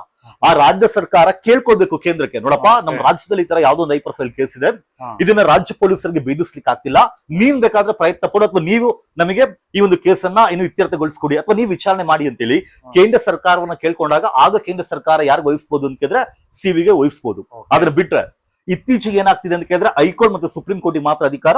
ಹೈಕೋರ್ಟ್ ಮತ್ತು ಸುಪ್ರೀಂ ಕೋರ್ಟ್ಗಳು ಏನ್ ಮಾಡಬಹುದು ಅಂತ ಕೇಳಿದ್ರೆ ಕೇಸನ್ನ ವಹಿಸಬಹುದು. ನಾವು ಆಗಾಗ ಮಾತಾಡ್ತಿರ್ತೀವಿ, ಕರ್ನಾಟಕದಲ್ಲಿ ಕೆಪಿಎಸ್ಸಿ ಎಲ್ಲ ಕರಪ್ಷನ್ ಮಾಡ್ತಿದೆ ಅಂತ ಬಂದಾಗ ಏನಕ್ಕೆ ಸಿಬಿಐಗೆ ವಹಿಸ್ಲಿಕ್ಕೆ ಆಗಲ್ಲ ಅಂದ್ರೆ, ಸಿಬಿಐಗೆ ನಾವೇ ಹೇಳಿದ್ರೆ ಬಂದು ತಗೊಳ್ಳಿಕ್ ಆಗಲ್ಲ, ಇಲ್ಲ ರಾಜ್ಯ ಸರ್ಕಾರ ಹೇಳ್ಬೇಕು, ಇಲ್ಲ ಹೈಕೋರ್ಟ್ ಮತ್ತು ಸುಪ್ರೀಂ ಕೋರ್ಟ್ ಯಾರಿಗೆ ಹೇಳ್ಬೇಕು, ಸಿಬಿಐಗೆ ನೋಡಪ್ಪ ಈ ಕೇಸನ್ನ ವಹಿಸ್ಕೊ ಅಂತ. ಸೊ ಈ ರೀತಿ ಸಿಬಿಐ ಕೆಲಸ ಮಾಡುವಂತದ್ದು. ಆ ಕಾರಣಕ್ಕೆ 2019ರಲ್ಲಿ ಯಾವಾಗ ಯಡಿಯೂರಪ್ಪ ಮತ್ತೆ ಮುಖ್ಯಮಂತ್ರಿ ಆಗ್ತಾರೆ, ಆಗ ಯಡಿಯೂರಪ್ಪ ಈ ಕೇಸನ್ನ ಯಾರಿಗೆ ವಹಿಸ್ತಾರೆ ಅಂತ ಕೇಳಿದ್ರೆ ಸಿಬಿಐಗೆ ವಹಿಸುವಂತದ್ದು. ಓಕೆ, ಇಲ್ಲಿ ಈ ವಿನಯ್ ಕುಲಕರ್ಣಿ ಅವ್ರಿಗೆ ಶಿಕ್ಷೆ ಕೊಟ್ಟಿರೋದು ನಾರ್ಮಲ್ ಕೋರ್ಟ್ ಅಲ್ಲ. ಹೌದು, ಏನಕ್ಕೆ ನಾರ್ಮಲ್ ಕೋರ್ಟ್ ಅಂತ ಹೇಳ್ತೀವಿ ಅಂದ್ರೆ, ಇಲ್ಲ ಸೆಷನ್ಸ್ ಕೋರ್ಟ್ ಅಂತ ಹೇಳ್ತೀವಿ, ಇಲ್ಲ ಹೈಕೋರ್ಟ್ ಅಂತ ಹೇಳ್ತೀವಿ, ಇಲ್ಲ ಸುಪ್ರೀಂ ಕೋರ್ಟ್ ಅಂತ ಹೇಳ್ತೀವಿ. ಓಕೆ, ಸೊ ಕನ್ವೆನ್ಷನಲ್ ಕೋರ್ಟ್ ಅಲ್ಲ. ಹೌದು. ಓಕೆ, ಇಲ್ಲಿ ಕೊಟ್ಟಿರೋದು ಯಾವುದು ಅಂದ್ರೆ ಪೀಪಲ್ ರೆಪ್ರೆಸೆಂಟೇಟಿವ್ ಕೋರ್ಟ್. ಹೌದು, ಸೊ ಜನಪ್ರತಿನಿಧಿಗಳ ವಿಶೇಷ ನ್ಯಾಯಾಲಯ. ಈ ಪೀಪಲ್ ರೆಪ್ರೆಸೆಂಟೇಟಿವ್ ಕೋರ್ಟ್ ಅಂದ್ರೆ ಏನು, ಅದಕ್ಕಿರೋ ಅಧಿಕಾರ ಏನು, ಈ ರೀತಿ ಶಿಕ್ಷೆ ಕೊಡೋದಕ್ಕೆ ಅದು ಯಾವ ಕಾನೂನಿನ ಅಡಿಯಲ್ಲಿ ಶಿಕ್ಷೆ ಕೊಡುತ್ತೆ? Okay, very good. ಈ ಕ್ವಶನ್ ಏನಕ್ಕೆ ಇಂಪಾರ್ಟೆಂಟ್ ಅಂದ್ರೆ, ನಾವೆಲ್ಲ ಯಾವ್ದೋ ಒಂದು ಕೇಸ್ ಅನ್ನ ನೋಡ್ತೀವಿ ಅನ್ನೋದಾದ್ರೆ ಡಿಸ್ಟ್ರಿಕ್ಟ್ ಕೋರ್ಟ್ ಇರುತ್ತೆ, ಇಲ್ಲ ಹೈಕೋರ್ಟ್ ಇರುತ್ತೆ, ಇಲ್ಲ ಸುಪ್ರೀಂ ಕೋರ್ಟ್ ತೀರ್ಪನ್ನ ಕೊಡೋದು ನಾವು ನೋಡಿರ್ತೀವಿ, ಜಡ್ಜ್ಮೆಂಟ್ ಅನ್ನ. ಆದ್ರೆ ಇಲ್ಲಿ ಯಾವ್ದು ಮುಖ್ಯ ಆಗುತ್ತೆ ಅಂತ ಕೇಳಿದ್ರೆ ಪೀಪಲ್ ರೆಪ್ರೆಸೆಂಟೇಟಿವ್ ಕೋರ್ಟ್. 2017ನಲ್ಲಿ ಅಶ್ವಿನಿ ಕುಮಾರ್ ಉಪಾಧ್ಯಾಯ ಅಂತ ಒಬ್ಬ ಬಿಜೆಪಿ ಕಾರ್ಯಕರ್ತ ವ್ಯಕ್ತಿ, ಆ ವ್ಯಕ್ತಿ ಒಂದು ಪೆಟಿಷನ್ ಅನ್ನ ಹಾಕ್ತಾರೆ. ಅದನ್ನ ಆಧರಿಸಿ 2017ನಲ್ಲಿ ಸುಪ್ರೀಂ ಕೋರ್ಟ್ ಒಂದು ಡೈರೆಕ್ಷನ್ ಕೊಡುತ್ತೆ. ಸುಪ್ರೀಂ ಕೋರ್ಟ್ ಏನಂತ ಡೈರೆಕ್ಷನ್ ಕೊಡುತ್ತೆ ಅಂದ್ರೆ, ಕಾರಣ ಆವತ್ತಿನ ಸಂದರ್ಭದಲ್ಲಿ ಸುಮಾರು ಭಾರತದಲ್ಲಿ 4,500 MLAಗಳು ಮತ್ತೆ ಸಿಟ್ಟಿಂಗ್ ಎಂಪಿಗಳೇನಿದ್ರಲ್ಲ, ಅವ್ರೆಲ್ಲರ ಮೇಲೆ ಕ್ರಿಮಿನಲ್ ಕೇಸಸ್ ಇತ್ತು. ಈಗ ಒಬ್ಬ ಎಂಪಿ ಒಬ್ಬ MLA ಮೇಲೆ ಕ್ರಿಮಿನಲ್ ಕೇಸಸ್ ಇದೆ ಅಂದ್ರೆ, ಅವ್ರಿಗೆ ಒಂದು ಕ್ರಿಮಿನಲ್ ಕೇಸ್ ಇತ್ಯರ್ಥ ಆಗೋದಕ್ಕೆ 20-25 ವರ್ಷ ಬೇಕು. ಅದ್ರಲ್ಲಿ 4ರಿಂದ 5 ಬಾರಿ ಅವ್ನು ಎಂಪಿ ಮತ್ತೆ MLA ಆಗೋಗಿರ್ತಾರೆ. ಸೊ ಇವತ್ತಿಗೆ ನಾವೇನಂತ ಹೇಳ್ತೀವಿ ಅಂತಂದ್ರೆ ಕ್ರಿಮಿನಲೈಸೇಷನ್ ಆಫ್ ಪಾಲಿಟಿಕ್ಸ್ ಅಂತ ಹೇಳ್ತೀವಿ. ಅಂದ್ರೆ ಪಾಲಿಟಿಕ್ಸ್ ಅಲ್ಲಿ ಕ್ರಿಮಿನಲ್ ಗಳ ಸಂಖ್ಯೆ ಜಾಸ್ತಿ ಇದೆ. ಸೊ ಆ ಪಾಲಿಟಿಕ್ಸ್ ಅಲ್ಲಿ ಕ್ರಿಮಿನಲ್ ಗಳ ಸಂಖ್ಯೆಯನ್ನ ಕಡಿಮೆ ಮಾಡ್ಬೇಕು ಅಂತೇಳಿ ಸುಪ್ರೀಂ ಕೋರ್ಟ್ ಒಂದು ಡೈರೆಕ್ಷನ್ ಕೊಡುತ್ತೆ. ಆ ರಾಜ್ಯದ ಹೈಕೋರ್ಟಿನ ಮುಖ್ಯ ನ್ಯಾಯಮೂರ್ತಿಗಳಿಗೆ ನಿಮ್ಮ ರಾಜ್ಯದಲ್ಲಿ MP MLA ಗಳಿಗೆ ಸಂಬಂಧಪಟ್ಟಂತ ಕೇಸ್ಗಳೇನಿದೆ ಅದನ್ನ ವೇಗವಾಗಿ ಇತ್ಯರ್ಥ ಮಾಡ್ಲಿಕ್ಕೆ ಅವರಿಗೆ ಆದಂತ ವಿಶೇಷವಾಗಿ ಅವ್ರಿಗೆ ಆದಂತ ಕೇಳಿದ್ರೆ ಅವ್ರು ಮಾಡಿರುವಂತ ತಪ್ಪಿಗೆ ಅದು ತಪ್ಪೋ ಇಲ್ವೋ ವೇಗವಾಗಿ ಶಿಕ್ಷೆಯನ್ನು ಕೊಡಬೇಕು ಅಂತೇಳಿ ಪೀಪಲ್ ರೆಪ್ರೆಸೆಂಟೇಟಿವ್ ಕೋರ್ಟ್ ಅಥವಾ ಜನಪ್ರತಿನಿಧಿಗಳ ವಿಶೇಷ ನ್ಯಾಯಾಲಯವನ್ನ ಸ್ಥಾಪನೆ ಮಾಡಿ ಅಂತ ಹೇಳಾಯ್ತು. ಸೊ ಅದನ್ನ ಆಧರಿಸಿ 2020 ಬ್ಯಾಂಗ್ಳೂರಲ್ಲಿ ಕೂಡ ಸ್ಥಾಪನೆ ಮಾಡಿದ್ರು. ಅಂಡ್ ಈ ಪೀಪಲ್ ರೆಪ್ರೆಸೆಂಟೇಟಿವ್ ಕೋರ್ಟ್ ಏನಿದೆಯಲ್ಲ ಇದು ಕನ್ವಿಕ್ಷನ್, ಇದು ಏನು ಕನ್ವಿಕ್ಟ್ ಮಾಡುವಂತ ಅಧಿಕಾರ ಇದೆ. ಒಂದು ಜಿಲ್ಲೆ ಮಟ್ಟದಲ್ಲಿ, ಜಿಲ್ಲಾ ಹಂತದಲ್ಲಿ ನಾವೇನು ಸೆಷನ್ಸ್ ಕೋರ್ಟ್ ಅಂತ ಹೇಳ್ತೀವಿ, ಆ ಸೆಷನ್ಸ್ ಕೋರ್ಟ್ ಯಾವ ರೀತಿ ವರ್ಕ್ ಆಗುತ್ತೆ, ಅದಕ್ಕೆ ಯಾವ ಅಧಿಕಾರ ಇದೆ ಅಷ್ಟೇ ಅಧಿಕಾರ ಯಾವ್ದಕ್ಕಿದೆ ಅಂತ ಹೇಳ್ತೀವಿ ಪೀಪಲ್ ರೆಪ್ರೆಸೆಂಟೇಟಿವ್ ಕೋರ್ಟ್. ಅಲ್ಲಿಗಿಂತ ಪೀಪಲ್ ರೆಪ್ರೆಸೆಂಟೇಟಿವ್ ಕೋರ್ಟ್ ಯಾರಿಗೆ ಶಿಕ್ಷೆಯನ್ನು ಕೊಟ್ಟಿರುವಂತದ್ದು ಅಂತ ಕೇಳಿದ್ರೆ ವಿನಯ್ ಕುಲಕರ್ಣಿ ಅವರಿಗೆ ಶಿಕ್ಷೆಯನ್ನು ಕೊಟ್ಟಿರುವಂತದ್ದು. ಓಕೆ, ಸೊ ಇಲ್ಲಿ ಸೆಷನ್ ಕೋರ್ಟ್ ಬಂದ್ ಅಂತ ನೀವ್ ಹೇಳಿದ್ರಿ. ಸೊ ಇಲ್ಲಿ ಸೆಷನ್ ಕೋರ್ಟ್ ಇರೋ ಅಧಿಕಾರ ಏನಪ್ಪಾ ಅಂದ್ರೆ ಒಂದು ಜೀವಾವಧಿ ಶಿಕ್ಷೆ ಇಲ್ಲ ಕ್ಯಾಪಿಟಲ್ ಪನಿಷ್ಮೆಂಟ್ ಏನಾದ್ರು ಪೆನಾಲ್ಟಿ ಕೊಡ್ಬೋದು, ಕೊಡ್ಬೋದು. ಸೊ ಆತರ ಕೊಟ್ಟಾದ್ಮೇಲೆ ನೆಕ್ಸ್ಟ್ ಸ್ಟೇಜ್ ಏನು? ನೆಕ್ಸ್ಟ್ ನಾರ್ಮಲಿ ಸೆಷನ್ಸ್ ಕೋರ್ಟ್ ಹೆಂಗಿರುತ್ತೆ ಅಂದ್ರೆ ಸೆಷನ್ಸ್ ಕೋರ್ಟ್ಗೆ ಬರೀ ಜೀವಾವಧಿ ಶಿಕ್ಷೆ ಮಾತ್ರ ಅಲ್ಲ, ಮರಣದಂಡ. ನೀವು ಕ್ಯಾಪಿಟಲ್ ಪನಿಷ್ಮೆಂಟ್ ಅಂತ ಹೇಳಿದ್ರೆ ಕ್ಯಾಪಿಟಲ್ ಪನಿಷ್ಮೆಂಟ್ ಅಂದ್ರೂ ಒಂದೇ, ಡೆತ್ ಪೆನಾಲ್ಟಿ ಅಂದ್ರೂ ಒಂದೇ, ಮರಣದಂಡನೆ ಅಂದ್ರೂ ಒಂದೇ. ಈವನ್ ಮರಣದಂಡನೆ ಕೊಡ್ಬೋದು. ಆದ್ರೆ ಮರಣದಂಡನೆ ಕೊಟ್ಟಿದ ತಕ್ಷಣ ಅದು ಎಕ್ಸಿಕ್ಯೂಟ್ ಮಾಡ್ಲಿಕ್ಕೆ ಆಗಲ್ಲ. ಏನು ಈ ಲೈಫ್ ಇಂಪ್ರಿಸನ್ಮೆಂಟ್ ಎಕ್ಸಿಕ್ಯೂಟ್ ಆಗುತ್ತೆ, ಅವನೇನೋ ಅಪೀಲ್ ಹೋಗ್ಲಿಲ್ಲ ಅಂದ್ರೆ. ನಾರ್ಮಲಿ ಎಲ್ಲ ಅಪೀಲ್ ಓದೇ ಹೋಗ್ತಾರೆ. ಕಾರಣ ಇಂಡಿಯಾದಲ್ಲಿ ಇಂಟಿಗ್ರೇಟೆಡ್ ಜುಡಿಷಿಯರಿ, ಸಮಗ್ರ ನ್ಯಾಯಾಂಗ, ಕೆಳಗಿನ ಹಂತದ ನ್ಯಾಯಾಲಯ ತೀರ್ಪು ಕೊಟ್ಟಾಗ ನಮ್ಗೆ ಸರಿ ಅನಿಸ್ತಿಲ್ಲ ಅನ್ನೋದಾದ್ರೆ ಯಾರಾದ್ರೂ ಒಬ್ರು ಅದನ್ನ ಚಾಲೆಂಜ್ ಮಾಡಿ ಏನು ಮೇಲ್ಮನವಿ ಸಲ್ಲಿಸ್ತಾರೆ, ಮೇಲಿನ ಕೋರ್ಟ್ ಹೋಗುತ್ತೆ, ಸೈಡ್ ಇರಲಿ. ಆದ್ರೆ ಇದಕ್ಕೆ ಸೆಷನ್ಸ್ ಕೋರ್ಟ್ ಇರುವಂತ ಅಧಿಕಾರ ಪೀಪಲ್ ರೆಪ್ರೆಸೆಂಟೇಟಿವ್ ಕೋರ್ಟ್ ಇದೆ ಅನ್ನೋದಾದ್ರೆ ಅವ್ರು ಏನನ್ನು ಕೂಡ ಕೊಡ್ಬೋದು ಅಂದ್ರೆ ಡೆತ್ ಪೆನಾಲ್ಟಿಯನ್ನ ಕೊಡ್ಬೋದು, ಮರಣದಂಡ. ಆದ್ರೆ ಮರಣದಂಡ ಕೊಟ್ರು ಅಂತ ಹೇಳಿದ ತಕ್ಷಣ ಅವ್ರು ಯಾರೋ ಅಪೀಲ್ ಹೋಗ್ಲಿಲ್ಲ ಅಂದ್ರೆ ಅವ್ರನ್ನೇನ್ ಮರಣದಂಡ ನೇನ್ ಹಾಕ್ಲಿಕ್ಕೆ ಆಗಲ್ಲ. ಇಲ್ಲಿ ಒಂದು ಏನು ಕಂಡೀಷನ್ ನೆನ್ಪಿಟ್ಕೊಳ್ಬೇಕು ಅಂದ್ರೆ in case lower level court ಅದು ಸೆಷನ್ಸ್ ಕೋರ್ಟ್, ಡಿಸ್ಟ್ರಿಕ್ಟ್ ಹಂತದ ಕೋರ್ಟ್ಗಳು ಏನಾದ್ರು ತೀರ್ಪನ್ನ ಕೊಟ್ರೆ, ಅವ್ರಾದ್ರೂ ಮರಣದಂಡನೆ ಕೊಟ್ರೆ ಅದನ್ನ ಯಾರು ರಿಯಫರ್ ಮಾಡ್ಬೇಕು, ಯಾರು ಕನ್ಫರ್ಮ್ ಮಾಡ್ಬೇಕು ಅಂತ ಕೇಳಿದ್ರೆ ಹೈಕೋರ್ಟ್ ಅದನ್ನ ಏನ್ ಮಾಡ್ಬೇಕಾಗುತ್ತೆ, ಕನ್ಫರ್ಮ್ ಮಾಡ್ಬೇಕಾಗುತ್ತೆ. ಬಟ್ ಇಲ್ಲಿ ಮರಣದಂಡನೆ ಕೊಟ್ಟಿಲ್ಲ, ಇಲ್ಲಿ ಕೊಟ್ಟಿರೋದು ಏನು ಅಂತ ಕೇಳಿದ್ರೆ ಲೈಫ್ ಇಂಪ್ರಿಸನ್ಮೆಂಟ್, ಏನು ಆ ಜೀವ ಅಥವಾ ಜೀವಾವಧಿ ಶಿಕ್ಷೆಯನ್ನು ಕೊಡಲಾಗಿದೆ. ಓಕೆ, ಸೊ ಇಲ್ಲಿ ಈ ಸೆಷನ್ ಕೋರ್ಟ್ ಬಂದು ಲೈಕ್ ಕ್ರಿಮಿನಲ್ ಆಕ್ಟ್ ಮೇಲೆ ಯಾವುದು CRPC ಆಗಿರ್ಬೋದು, IPC ಆಗಿರ್ಬೋದು, ಈ ಬೇಸಿಸ್ ಮೇಲೆ ಜಡ್ಜ್ಮೆಂಟ್ ಕೊಡುತ್ತೆ. ಬಟ್ ಇವಾಗ ಏನಾಗಿದೆ, ಈ ರೀಸೆಂಟ್ ಆಗಿ ಸೆಂಟ್ರಲ್ ಗವರ್ಮೆಂಟ್ ಈ IPC ಮತ್ತೆ CRPC ನ ಕ್ಯಾನ್ಸಲ್ ಮಾಡಿ BNS ಭಾರತೀಯ ನ್ಯಾಯ ಸಂಹಿತೆನ ತಂದಿದೆ. ಸೊ ಆದ್ರೆ ಇವ್ರಿಗೆ ಶಿಕ್ಷೆ ಆಗಿರೋದು ಭಾರತೀಯ ನ್ಯಾಯ ಸಂಹಿತೆ ಅಲ್ಲ, ಇದರಿಂದ ಇಂಡಿಯನ್ ಪೆನಲ್ ಕೋಡ್ IPC ಇದ್ರ ಬಗ್ಗೆ. ಸೊ ಇದ್ರ ಬಗ್ಗೆ ಸ್ವಲ್ಪ ವಿವರವಾಗಿ ಏನಾದ್ರು ಹೇಳ್ತೀರಾ? ಹಿಂದೆ IPC ಅಂತ ತರಲಾಗಿತ್ತು. TB ಮೆಕಾಲೆ ಯಾವತ್ತಿಗೆ ಭಾರತದಲ್ಲಿದ್ದ 1860ರಲ್ಲಿ ಇಂಡಿಯನ್ ಪೆನಲ್ ಕೋಡ್ ಅನ್ನು ತರಲಾಗಿತ್ತು. 2023ರವರೆಗೂ ಕೂಡ ಭಾರತದಲ್ಲಿ ಯಾವ ಕಾನೂನು ಇತ್ತು ಅಂದ್ರೆ ಬ್ರಿಟಿಷರು ಭಾರತದಲ್ಲಿದ್ದಾಗ ಯಾವ ಕಾನೂನು ಬಳಸಲಾಗ್ತಿತ್ತು ಅದೇ ಕಾನೂನು. 1973ರಲ್ಲಿ ಕ್ರಿಮಿನಲ್ ಪ್ರೊಸೀಜರ್ ಕೋಡ್ ಅನ್ನು ತರಲಾಯಿತು. ಇವೆರಡನ್ನ ಬಳಸ್ಕೊಂಡು ಏನ್ ಮಾಡ್ಲಾಗ್ತಿತ್ತು, ಶಿಕ್ಷೆಯನ್ನು ಕೊಡ್ಲಾಗ್ತಿತ್ತು. ಆದ್ರೆ 2023ರಲ್ಲಿ ಈ ನರೇಂದ್ರ ಮೋದಿ ಸರ್ಕಾರ ಬಂದಾಗಿನಿಂದ ಕೆಲವೊಂದೆಲ್ಲ ಏನು ಬ್ರಿಟಿಷರ ಲೆಗಸಿ ಇತ್ತು ಅದನ್ನೆಲ್ಲ ಚೇಂಜ್ ಮಾಡ್ಬೇಕು ಅಂತೇಳಿ ಕೆಲವೊಂದು ಚೇಂಜ್ ಮಾಡ್ತಾ ಹೋದ್ರು. ಈಗಲೇ ಯಾವ್ದೋ ಕರ್ತವ್ಯ ಪದ ಅಂತ ಮಾಡಿದ್ರು, ಪಾರ್ಲಿಮೆಂಟ್ ನೇಮ್ ಬೇರೆ ಚೇಂಜ್ ಮಾಡಿದ್ರು, ಅಥವಾ ಬೇರೆ ಬೇರೆ ಸಿಟಿಗಳ ನೇಮ್ ಚೇಂಜ್ ಮಾಡ್ತಿದ್ರೆ ಅದೇ ರೀತಿ. ಹೌದು, ಅದೇ ರೀತಿ ಇವತ್ತಿಗೆ ಏನ್ ಮಾಡ್ಲಾಗ್ತಿದೆ, ಅವತ್ತಿಗೆ ರಾಜ್ಪಥ್ ಅಂತ ಹೇಳ್ತಾ ಇದ್ರು, ಇವತ್ತಿಗೆ ರಾಜ ಯಾರು ಇಲ್ಲ, ಆ ಕಡೆಗೆ ಕರ್ತವ್ಯ ಪದ ಅಂತ ಚೇಂಜ್ ಮಾಡ್ಲಾಗ್ತದೆ. ಅದೇ ತರ. ಸೊ ಇವತ್ತಿಗೆ ಈ IPC CRPC ಇದನ್ನ ಫಾಲೋ ಮಾಡೋದು ಬೇಡ ಅಂತೇಳಿ ನಮ್ಮದೇ ಆದಂತಹ ಒಂದು ಕ್ರಿಮಿನಲ್ ಕಾನೂನುಗಳನ್ನ ರಚನೆ ಮಾಡಲಾಯಿತು. ಒಂದು ಭಾರತೀಯ ನ್ಯಾಯ ಸಂಹಿತ BNS, ಇನ್ನೊಂದು ಯಾವುದು ಅಂದ್ರೆ ಭಾರತೀಯ ನಾಗರಿಕ ಸುರಕ್ಷಾ ಸಂಹಿತ BNSS. ಅಲ್ಲಿಗೆ IPC ಬದಲಾಗಿ ಭಾರತೀಯ ನ್ಯಾಯ ಸಂಹಿತ, CRPC ಬದಲಾಗಿ ಭಾರತೀಯ ನಾಗರಿಕ ಸುರಕ್ಷಾ ಸಂಹಿತ 2023ಯಲ್ಲಿ ಅವೆರಡು ಏನು ಬಿಲ್ ಅನ್ನು ಇಂಟ್ರೊಡ್ಯೂಸ್ ಮಾಡಿ ಪಾಸ್ ಮಾಡಲಾಯಿತು. ಆದ್ರೆ ಜಾರಿಗೆ ಬಂದಿದ್ದು 2024 ಜುಲೈ 1ರಿಂದ ಅದೇನಾಗುತ್ತೆ, ಜಾರಿಗೆ ಬರುತ್ತೆ. ಆದ್ರೆ ಇಲ್ಲಿ ತುಂಬಾ ಏನು ಸಾಮಾನ್ಯವಾಗಿ ನೋಡುವಂತ ಜನರಿಗೆ ಅಥವಾ ವಿದ್ಯಾರ್ಥಿಗಳಿಗೆ ಮೂಡುವಂತ ಪ್ರಶ್ನೆ ಏನು ಅಂತ ಕೇಳಿದ್ರೆ, ಅಲ್ಲ ಸರ್ ಈಗ ಭಾರತೀಯ ನ್ಯಾಯ ಸಂಹಿತ ಇದೆ, ಆದ್ರೆ ಏನ್ ಮಾಡ್ಲಾಗುತ್ತೆ ಅಂತ ಕೇಳಿದ್ರೆ IPC ಸೆಕ್ಷನ್ 302 ಕೆಳಗಡೆ ಅಥವಾ ಬೇರೆ ಯಾವ್ದು IPC ಸೆಕ್ಷನ್ ಕೆಳಗಡೆ ಯಾರಿಗೆ ಶಿಕ್ಷಣ ಏನು ಕೊಡ್ಲಾಗಿದೆ ಅಂತ ಕೇಳಿದ್ರೆ ವಿನಯ್ ಕುಲಕರ್ಣಿಗೆ ಹೆಂಗೆ ಅನ್ನುವಂತ ಡೌಟ್ ಬರುತ್ತೆ. ಸೊ ಅದನ್ನ ನೀವು ಅರ್ಥ ಮಾಡ್ಕೊಳ್ಬೇಕು ಅಂದ್ರೆ ನೀವು ಕಾನ್ಸ್ಟಿಟ್ಯೂಷನ್ ಓದ್ಬೇಕಾಗುತ್ತೆ. ಕಾನ್ಸ್ಟಿಟ್ಯೂಷನ್ ಆರ್ಟಿಕಲ್ 20 ಏನಂತ ಹೇಳಲಾಗುತ್ತೆ ಅಂದ್ರೆ ಒಬ್ಬ ಅಪರಾಧಿಗೆ ಕ್ರಿಮಿನಲ್ ಕೇಸಸ್ ಅಲ್ಲಿ ಕೋರ್ಟ್ ಅಲ್ಲಿ ಯಾವ ರೀತಿಯ ರಕ್ಷಣೆ ಸಿಗುತ್ತೆ ಅಂತ ಹೇಳಿ ಆರ್ಟಿಕಲ್ 20 ಹೇಳಲಾಗುತ್ತೆ. ಅದ್ರಲ್ಲಿ 3 ರೀತಿಯ ರಕ್ಷಣೆ, ಮುಂದೆ ಅದನ್ನ ಬೇರೆ ಕೇಸ್ ಬಂದಾಗ ಮಿಕ್ಕಿದೆಲ್ಲ ಮಾತಾಡೋಣ. ಬಟ್ ಅದ್ರಲ್ಲಿ ಒಂದು ಹೇಳ್ತೀವಿ, ಆ ಒಂದು ಇಲ್ಲೇನ್ ಅಪ್ಲೈ ಆಗುತ್ತೆ ಅಂದ್ರೆ ಕ್ರಿಮಿನಲ್ ಕೇಸಸ್ಗೆ ಮಾತ್ರ ಇದು ಅಪ್ಲೈ ಆಗೋದು, ಸಿವಿಲ್ ಕೇಸಸ್ಗಲ್ಲ. ಇದು ನೆನಪಿರ್ಬೇಕು. ಕ್ರಿಮಿನಲ್ ಕೇಸಸ್ ಅಂದ್ರೆ ಕೊಲೆ ಆಗಿರ್ಲಿ, ಅತ್ಯಾಚಾರ ಆಗಿರ್ಲಿ, ಅಥವಾ ಈ ತರ ದರೋಡೆ ಆಗಿರ್ಲಿ, ಈ ತರದ್ ಏನಿದೆಯಲ್ಲ ಇದು ನಾವೇನಂತ ಹೇಳ್ತೀವಿ, ಕ್ರಿಮಿನಲ್ ಕೇಸಸ್ ಅಂತ ಹೇಳ್ತೀವಿ, ಕ್ರಿಮಿನಲ್ ಅಫೆನ್ಸ್ ಅಂತ ಹೇಳ್ತೀವಿ. ಸೊ ಈ ಕ್ರಿಮಿನಲ್ ಕೇಸ್ ಇರುತ್ತಲ್ಲ, ನೋ ಎಕ್ಸ್ಪೋಸ್ ಫ್ಯಾಕ್ಟೋ ಲಾ, ಇಲ್ಲಿ ನೋ ಎಕ್ಸ್ಪೋಸ್ಡ್ ಫ್ಯಾಕ್ಟೋ ಲಾ, ಎಕ್ಸ್ ಅಂದ್ರೆ EX POST ಪೋಸ್ಟ್ ಫ್ಯಾಕ್ಟೋ ಲಾ. ಈ ನೋ ಎಕ್ಸ್ಪೋಸ್ ಫ್ಯಾಕ್ಟೋ ಲಾ ಅಂದ್ರೆ ಏನರ್ಥ ಅಂದ್ರೆ ಆರ್ಟಿಕಲ್ 20 ಪ್ರಕಾರ ಯಾರೋ ಒಬ್ಬ ವ್ಯಕ್ತಿಗೆ ಕ್ರಿಮಿನಲ್ ಕೇಸಲ್ಲಿ ಶಿಕ್ಷೆಯನ್ನು ಕೊಡ್ಬೇಕು ಅನ್ನೋದಾದ್ರೆ ಆ ವ್ಯಕ್ತಿ ಏನೋ ಒಂದನ್ನ ಮಾಡ್ತಾನೆ ಅನ್ನೋದಾದ್ರೆ ಅದನ್ನ ತಪ್ಪು ಅಂತ ಹೇಳಲಿಕ್ಕೆ ಅವತ್ತಿಗೆ ಒಂದು ಕಾನೂನು ಇರಬೇಕು. ಅವನು ಅಸ್ತಿತ್ವದಲ್ಲಿರುವಂತ ಕಾನೂನನ್ನ ಉಲ್ಲಂಘನೆ ಮಾಡಿದ್ರೆ ಮಾತ್ರ ಶಿಕ್ಷೆಯನ್ನು ಕೊಡ್ಬೇಕು, ಇಲ್ಲಾಂದ್ರೆ ಕೊಡ್ಲಿಕ್ಕೆ ಆಗಲ್ಲ. ಅದ್ರ ಅರ್ಥ ಯಾರೋ ಒಬ್ಬ, ಈಗ ಉದಾಹರಣೆ ನೀವು ಏನೋ ಕೃತ್ಯ ಮಾಡ್ತೀರಾ ಅಂತ ಅನ್ಕೊಂಡು ಜಸ್ಟ್ ಒಂದು ಎಕ್ಸಾಂಪಲ್ ತಗೋಣ. ಆದ್ರೆ ಅದನ್ನ ತಪ್ಪು ಅಂತ ಹೇಳಿಕ್ಕೆ ಯಾವುದೇ ಕಾನೂನು ಇಲ್ಲ, ಬಟ್ ಅದು ಕ್ರಿಮಿನಲ್ ಅಫೆನ್ಸ್. ಅದು ಮುಂದೆ ಅನ್ಸುತ್ತೆ ಓ ಇದು ಕ್ರಿಮಿನಲ್ ಅಫೆನ್ಸ್ ಅಲ್ವಾ ಅಂತ, ಬಟ್ ಯಾರಿಗೂ ಗೊತ್ತಿರಲ್ಲ, ಆಗ ಅವ್ರು ಏನು ಕಾನೂನು ತಂದಿರಲ್ಲ. ಈಗ ನೀವು ಕ್ರಿಮಿನಲ್ ಅಫೆನ್ಸ್ ಮಾಡಿದ್ರು ಮುಂದೆ ಅದು ಕ್ರಿಮಿನಲ್ ಅಫೆನ್ಸ್ ಅಂದಾಗ ನೀವು ಕೊಲೆ ಮಾಡಿ ಅಥವಾ ಏನೋ ಮಾಡಿ ಎಷ್ಟು ವರ್ಷ ಆದ್ಮೇಲೆ ಹೊಸ ಕಾನೂನು ತಂದು ಶಿಕ್ಷೆ ಕೊಡ್ಲಿಕ್ಕೆ ಆಗಲ್ಲ.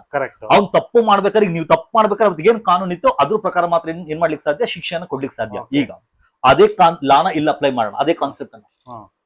ಇದೇ ವಿನಯ್ ಕುಲಕರ್ಣಿ ಯಾವ ವರ್ಷದಲ್ಲಿ ಕೊಲೆ ಮಾಡ್ಲಾಯ್ತು ಅಂತೇಳಿ ಇವತ್ತಿಗೆ ಏನೋ ಕನ್ವಿಕ್ಟ್ ಮಾಡ್ಲಾಯ್ತು ಅಂತ ಕೇಳಿ 2016. 2016ರಲ್ಲಿ ಯಾವ್ದಿತ್ತು ಅಂತ ಕೇಳಿದ್ರೆ ಇಂಡಿಯನ್ ಪೆನಾಲ್ ಕೋಡ್ ಇತ್ತು, ಅದಕ್ಕೆ IPC ಇತ್ತು. IPC ಸೆಕ್ಷನ್ 302 ಯಾವ್ದ್ರ ಬಗ್ಗೆ ಹೇಳುತ್ತೆ ಅಂತ ಕೇಳಿದ್ರೆ ಮರ್ಡರ್. ಅಲ್ಲಿಗೆ ಕೊಲೆಯನ್ನ ಮಾಡಿದಾರೆ ಅನ್ನೋದಾದ್ರೆ ಯಾವ ಒಂದು ಸೆಕ್ಷನ್ ಕೆಳಗಡೆ ಶಿಕ್ಷಣ ಕೊಡ್ಲಾಗುತ್ತೆ ಅಂತ ಹೇಳಿದ್ರೆ IPC 302 ಕೆಳಗಡೆ ಶಿಕ್ಷಣ ಕೊಡ್ಲಾಗುತ್ತೆ. ಈಗ ಭಾರತೀಯ ನ್ಯಾಯ ಸಂಹಿತದಲ್ಲಿ ಇಲ್ಲ ಅಂತಲ್ಲ, ಭಾರತೀಯ ನ್ಯಾಯ ಸಂಹಿತ ಸೆಕ್ಷನ್ 103 ಅಲ್ಲೂ ಅದನ್ನ ಹೇಳ್ತಾರೆ, ಸೇಮ್ ಪನಿಷ್ಮೆಂಟ್ ಎಲ್ಲ ಹೇಳ್ತಾರೆ.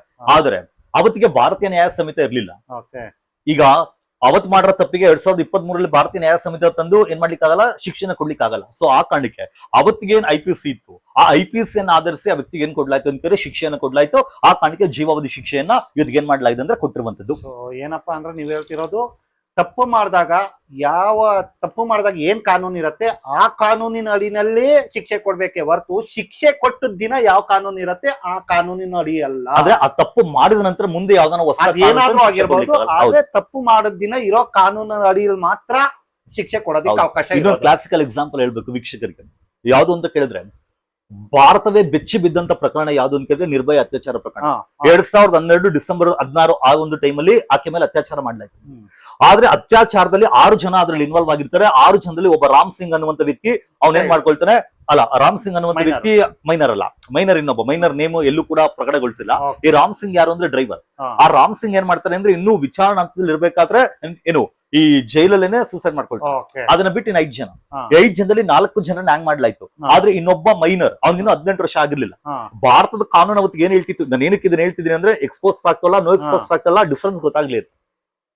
ಇದೇ ನೀವೇನಾದ್ರು ಈ ಮೈನರ್ ನೋಡಿದ್ರೆ ಅವತ್ತಿಗೆ ಭಾರತಾದ್ಯಂತ ತುಂಬಾ ಹೋರಾಟಗಳನ್ನ ಮಾಡ್ತೀವಿ ನಾವು. ಅವತ್ತಿಗೆಲ್ಲ ಕಾಲೇಜ್ ಲೆವೆಲ್ ಇದ್ವಿ, ಅವತ್ತಿಗೆ ನಾವು ಕೂಡ ಪ್ರೊಟೆಸ್ಟ್ ಅಲ್ಲಿ ಭಾಗಿಯಾಗ್ತಿದ್ವಿ. ಅದೇ ಟೈಮಲ್ಲಿ ಅಣ್ಣಾಚಾರ್ಯ ಮೂವ್ಮೆಂಟ್ ನಡೀತಾ ಇತ್ತು. ಆ ಎಲ್ಲ ಟೈಮಲ್ಲಿ ಅವತ್ತಿಗೆ ಭಾರತಾದ್ಯಂತ 100 ಕೋಟಿಗೂ ಅಧಿಕ ಜನರ ಆಶಯ ಏನಾಗಿತ್ತು ಅಂತ ಕೇಳಿದ್ರೆ ಈ ಮೈನರ್ ಏನಿದ್ನಲ್ಲ 18 ವರ್ಷಕ್ಕಿಂತ ಕಡಿಮೆ ಇದ್ದಂತ ಹುಡುಗ, ಆ ಹುಡುಗನಿಗೆ ಈ 4 ಜನ ಅಡಲ್ಟ್ ಏನ್ ಶಿಕ್ಷೆಯನ್ನು ಕೊಡ್ತೀರಾ ಅದೇ ತರ ಮರಣದಂಡನೆ ಕೊಡಿ ಅಂತ. ಆದ್ರೆ ಅವನ ಅತ್ಯಾಚಾರದಲ್ಲಿ ಭಾಗಿಯಾಗೋ ಟೈಮಲ್ಲಿ ಅವನಿಗೆ 18 ವರ್ಷಕ್ಕಿಂತ ಕಡಿಮೆ ಇತ್ತು.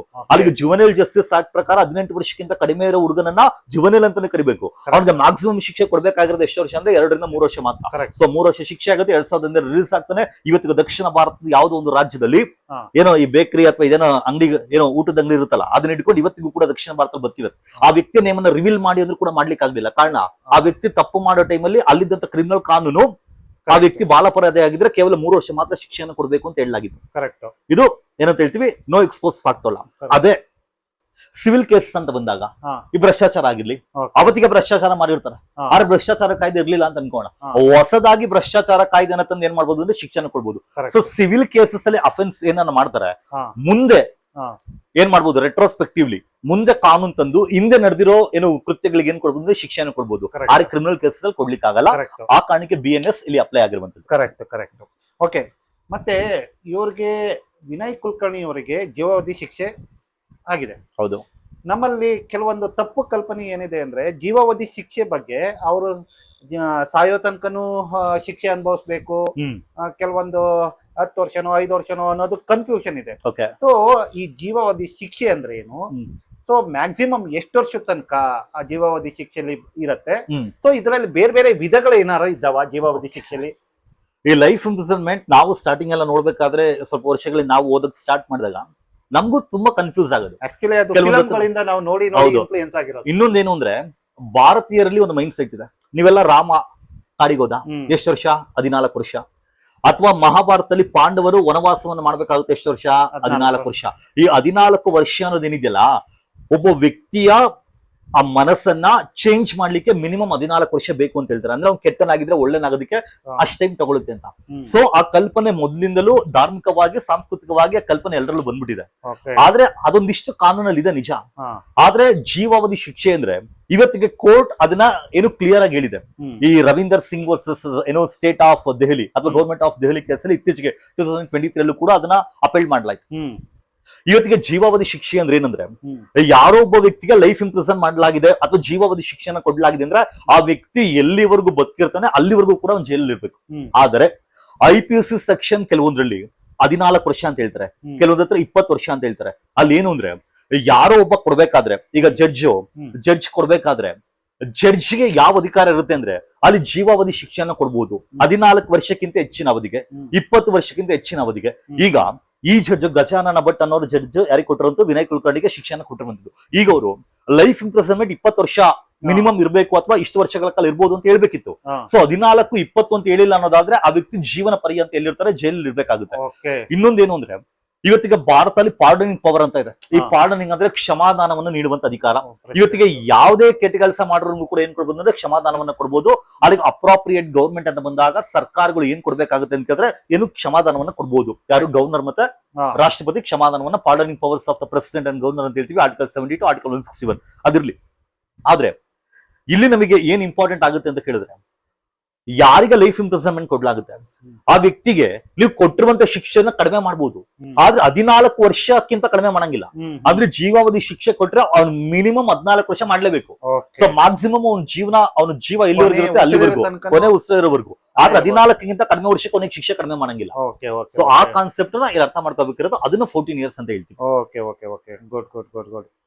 ಮತ್ತೆ ಇಲ್ಲಿ ಇವರು ವಿನಯ್ ಕುಲಕರ್ಣಿ ಅವರು ಶಾಸಕರಾಗಿದ್ದವರು. ಹೌದು, ಆಗಿದ್ದಾರೆ ಕೂಡ. ಬಟ್ ಈಗಿಲ್ಲ, ಈಗ ಡಿಸ್ಕ್ವಾಲಿಫೈ ಆದ್ರು. ಸೊ ಈ ಶಿಕ್ಷೆ ಆದ್ಮೇಲೆ ಅವರು ಡಿಸ್ಕ್ವಾಲಿಫೈ ಆಗಿದ್ದಾರೆ. ಹೌದು. ಸೊ ಇದ್ರ ಬಗ್ಗೆ ಡಿಸ್ಕ್ವಾಲಿಫಿಕೇಶನ್ ಅಂದ್ರೆ ಏನು? ಸೊ ಯಾವ್ಯಾವ ಕ್ರೈಟೀರಿಯಾ, ಇನ್ನ ಎಷ್ಟೆಷ್ಟು ವರ್ಷ ಶಿಕ್ಷೆ ಆದ್ರೆ ಡಿಸ್ಕ್ವಾಲಿಫೈ ಆಗ್ತಾರೆ, ಮತ್ತೆ ಇದು ಯಾವ ರೀತಿ ಕಾನೂನು ಇದೆ ಡಿಸ್ಕ್ವಾಲಿಫೈ ಆಗೋದಿಕ್ಕೆ ಕಾರಣ ಏನು, ಏನ್ ಕಾನೂನು ಇದೆ, ಸಂವಿಧಾನ ಏನ್ ಹೇಳುತ್ತೆ ಇದ್ರ ಬಗ್ಗೆ? ಇದಕ್ಕೆ ನಾನು ಇನ್ನೊಂದು ಪಾಯಿಂಟ್ ಆಡ್ ಮಾಡ್ಕೊಂಡ್ಬಿಡ್ತೀನಿ. ಏನಕ್ಕೆ ಅಂದ್ರೆ ವಿನಯ್ ಕುಲಕರ್ಣಿ ಅಂತ ಬಂದಾಗ ಒಂದು ಸ್ಪೆಷಲ್ ಕೇಸ್ ಅದು. ಶಿಕ್ಷೆ ಆಗಿದ್ರ ಬಗ್ಗೆ ಎಲ್ಲ ಹೇಳ್ತಾರೆ. ವಿನಯ್ ಕುಲಕರ್ಣಿಗೆ 2021ರಲ್ಲಿ CBI ಏನ್ ಮಾಡುತ್ತೆ, ಅರೆಸ್ಟ್ ಮಾಡುತ್ತೆ. ಆಗ ಬೇಲ್ ಬೇಕು ಅಂತೇಳಿ ಆ ವ್ಯಕ್ತಿ ಎಲ್ಲಿಗೆ ಹೋಗ್ತಾರೆ ಅಂತ ಕೇಳಿದ್ರೆ ಸುಪ್ರೀಂ ಕೋರ್ಟ್ಗೆ. ಸುಪ್ರೀಂ ಕೋರ್ಟ್ ಬೇಲ್ ಕೊಡುತ್ತೆ, ಬಟ್ ಕಂಡೀಷನಲ್ ಬೇಲ್. ಈ ಕಂಡೀಷನ್ ಏನಿತ್ತು ಅಂತ ಕೇಳಿದ್ರೆ ಯಾವುದೇ ಕಾರಣಕ್ಕೂ ಕೇಸ್ ಇತ್ಯರ್ಥ ಆಗೋವರೆಗೂ ವಿನಯ್ ಕುಲಕರ್ಣಿ ಎಲ್ಲಿ ಕಾಲಿಡುವಂತಿಲ್ಲ, ಧಾರವಾಡದಲ್ಲಿ ಕಾಲಿಡುವಂತಿಲ್ಲ. ಸೊ ಅಂದ್ರೆ ಅಲ್ಲಿಂದ ಯಾರು ಬರಬಾರ್ದು ಅಂತೇಳಿ ಏನ್ ಮಾಡ್ಲಾಗಿತ್ತು, ಆ ವ್ಯಕ್ತಿಯ ಮೇಲೆ ಬಹಿಷ್ಕಾರವನ್ನು ಹಾಕ್ಲಾಗಿತ್ತು ಅಥವಾ ಬರಬಾರ್ದು ಅಂತೇಳಿ ಏರಿಕೆ ಮಾಡ್ಲಾಗಿತ್ತು. ಇದು ಕಂಡೀಷನ್, ಬೇಲ್ ಕೊಡ್ಬೇಕಾದ್ರೆ. 2023ರಲ್ಲಿ ಕರ್ನಾಟಕದಲ್ಲಿ ವಿಧಾನಸಭೆ ಚುನಾವಣೆ ನಡೆಯುತ್ತೆ. ಆ ಚುನಾವಣೆಯಲ್ಲಿ ಒಂದು 13-15 ಸಾವಿರ ಮತಗಳಿಂದ ಯಾರು ಗೆಲ್ತಾರೆ ಅಂತ ಕೇಳಿದ್ರೆ ವಿನಯ್ ಕುಲಕರ್ಣಿ. ಅಲ್ಲಿಗೆ ವಿನಯ್ ಕುಲಕರ್ಣಿ ಏನಕ್ಕೆ ಇದು ಸ್ಪೆಷಲ್ ಅಂತ ಹೇಳಿದೆ ಅಂತ ಕೇಳಿದ್ರೆ ತನ್ನ ಕಾನ್ಸ್ಟಿಟ್ಯೂನ್ಸಿಗೆ, ಇವತ್ತಿಗೆ ಕಾನ್ಸ್ಟಿಟ್ಯೂನ್ಸಿಗೆ ಹೋದ್ರೆ ಗೆಲ್ಲದ್ ಕಷ್ಟ ಇದೆ. ಅದರಲ್ಲಿ ಕಾನ್ಸ್ಟಿಟ್ಯೂನ್ಸಿಗೆ ಒಂದು ದಿನನೂ ಹೋಗದೆ ಅಲ್ಲಿಗೆ 10-15 ಸಾವಿರದ ಅಂತರದಿಂದ ಒಬ್ಬ ವ್ಯಕ್ತಿ ಗೆಲ್ತಾನೆ ಅನ್ನೋದಾದ್ರೆ ಆ ವ್ಯಕ್ತಿ ನೆಕ್ಸ್ಟ್ ಬಲಿಷ್ಠ ವ್ಯಕ್ತಿ ಆಗಿರ್ತಾನೆ. ಸೊ ಆ ಕಾರಣಕ್ಕೇನೆ ಇಂದ ಬಲಿಷ್ಠ ವ್ಯಕ್ತಿಗಳು ಎಲ್ಲಿ ಏನು ಆ ಕಾನ್ಸ್ಟಿಟ್ಯೂನ್ಸಿಗೆ ಹೋಗ್ಬಿಟ್ರೆ ಸಾಕ್ಷ್ಯನ ನಾಶ ಮಾಡಬಹುದು ಅಂತ ಹೇಳಿ ಏನ್ ಮಾಡ್ಲಾಗುತ್ತೆ, ಈ ರೀತಿ ನೀವು ಹೋಗ್ಬಾರ್ದು ಅಂತ ಹೇಳಿ ಗಡೀಪಾರ್ ಮಾಡ್ಲಾಗುತ್ತೆ. ಇನ್ನೊಂದು, ಸೊ ನೀವು ಬಲಿಷ್ಠ ವ್ಯಕ್ತಿ ಅಲ್ಲೋಗಿ ಸಾಕ್ಷಿ ನಾಶ ಮಾಡ್ತಾನೆ ಅಂತ ಅಂತಿದ್ದೀರಾ, ಬಟ್ ನೀವು ಒಂದು ನೋಡಿರ್ಬೋದು, ಜನತೆಯ ತೀರ್ಪೆ ಜನಾರ್ದನನ ತೀರ್ಪು ಅಂತಾನು ಇದೆ. ಸೊ ಇದ್ರ ಬಗ್ಗೆ ನಿಮ್ಮ ಅಭಿಪ್ರಾಯ? ಅಲ್ಲ, ಜನರು ಇವತ್ತಿಗೆ ಜನ ಹೆಂಗೆ ಅಂದ್ರೆ ನೀವೆಲ್ಲ ಇವ್ರು ನೋಡಿರ್ಬೋದು, ಯಾರು ಜಗನ್ಮೋಹನ್ ರೆಡ್ಡಿ ಅರೆಸ್ಟ್ ಆಗಿ ಜೈಲಲ್ಲಿ ಇದ್ದಂತ ವ್ಯಕ್ತಿ. ಜಗನ್ಮೋಹನ್ ರೆಡ್ಡಿ ಯಾವಾಗಿದ್ದ ಆಗ ಈ PR ಟೀಮ್ಗಳು ಇರುತ್ತಲ್ಲ, ಅವರೆಲ್ಲ ಫುಲ್ ಏನಂತ ಐಪ್ ಕೊಟ್ರು ಅಂದ್ರೆ, ಓ ಜಗನ್ಮೋಹನ್ ರೆಡ್ಡಿ ಏನಾಗಿದ್ದಾನೆ, ಫುಲ್ ಬದಲಾಗಿದ್ದಾನೆ. ನೆಕ್ಸ್ಟ್ ಆ ವ್ಯಕ್ತಿ ಜೈಲಿಂದ ಆಚೆ ಬಂದು ಚುನಾವಣೆ ನಿಲ್ತಾನೆ, TDP ಪಕ್ಷ ನೆಲ ಕಚ್ಚೋಗುತ್ತೆ. ಯಾರು ಗೆಲ್ತಾರೆ ಅಂದ್ರೆ ಜಗನ್ಮೋಹನ್, ಅದು ಹೈಯೆಸ್ಟ್ ಮೆಜಾರಿಟಿಯಲ್ಲಿ ಗೆಲ್ತಾನೆ. ಇದ್ 180-170 ಸೀಟ್ಸ್ ಗಳಿತ್ತು, ಅದ್ರಲ್ಲಿ 120-130 ಕ್ಷೇತ್ರಗಳನ್ನ ಯಾರು ಗೆಲ್ತಾರೆ ಅಂತಂದ್ರೆ ಈ YSR ಕಾಂಗ್ರೆಸ್ ಗೆಲ್ಲುತ್ತೆ. ಸೊ ಈ ಜನ ಏನಿದಾರಲ್ಲ, ಈ ಜನರ ಮೆಮೊರಿ ಟೆಂಪರರಿ. ಅವ್ರ ಏನ್ ಮಾಡ್ತಾರೆ, ಹಿಂದೆ ಏನು ಆಗಿತ್ತು ಅಂದ್ರೆ ಮರ್ತೋಗ್ತಾರೆ. ನಮ್ ಜನ ಎಂತವ್ರು ಅಂದ್ರೆ ಮುಂದೆ ಯಾವತ್ತೋ ಒಂದಿನ ಪ್ರಜ್ವಲ್ ರೇವಣ್ಣ ಆಚೆ ಬಂದ 10 ವರ್ಷ ಆದ್ಮೇಲೆ ಇಲ್ಲಪ್ಪ ಇವನು ಬದಲಾಗಿದ್ರೆ ಅಂತೇಳಿ ಗೆಲ್ಲಿಸ್ಬೋದು. ಆದ್ರೆ ಜನರ ತೀರ್ಪು ಅಂತಿಮವಾಗಿರುತ್ತೆ, ಅದನ್ನ ಯಾರು ಚಾಲೆಂಜ್ ಮಾಡ್ಲಿಕ್ಕೆ ಆಗಲ್ಲ. ಜನ ಅದನ್ನ ಕೊಟ್ಟಿದ್ದಾರೆ. ನೀವ್ ಹೇಳಿದಕ್ಕೆ ಇನ್ನೊಂದು ಎಕ್ಸಾಂಪಲ್ ಏನು ಅಂದ್ರೆ, 2013ರಿಂದ 18 ವಿನಯ್ ಕುಲಕರ್ಣಿ ಏನಾಗಿದ್ದ MLA. ಆದ್ರೆ 18ರಿಂದ 23 MLA ಆಗಿರಲಿಲ್ಲ. ಏನಕ್ಕೆ 16ರಲ್ಲಿ ಕೊಲೆ ಆಗಿದ್ದು. ಆ ಆರೋಪ ಯಾರ ಮೇಲೆ ಕೇಳಿ ಬಂತು? ವಿನಯ್ ಕುಲಕರ್ಣಿ ಮೇಲೆ ಕೇಳಿ ಬಂತು. ಆಗ 18ರಲ್ಲಿ ಅಮೃತ ದೇಸಾಯಿ ಅನ್ನುವಂತ ವ್ಯಕ್ತಿ ಬಿಜೆಪಿ ವ್ಯಕ್ತಿ ಯಾರ ವಿರುದ್ಧ ಗೆಲ್ತಾನೆ ಅಂತ ಕೇಳಿದ್ರೆ ವಿನಯ್ ಕುಲಕರ್ಣಿ. ಆಗ ಜನ ಸೋಲ್ಸಿದ್ರು.